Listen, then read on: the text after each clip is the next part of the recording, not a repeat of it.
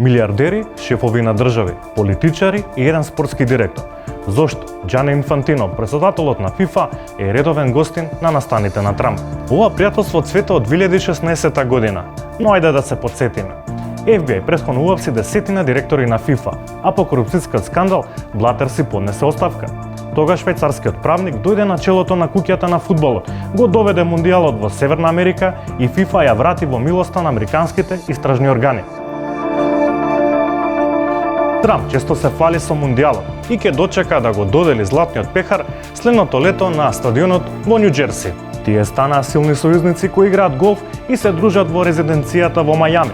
Инфантино, иако вети реформи, стекна голема моќ во одлуката за земји домаќини на најважните првенства, а поддршката од Трамп му е неопходна за успешен мундијал, особено што домаќини се и Канада и Мексико.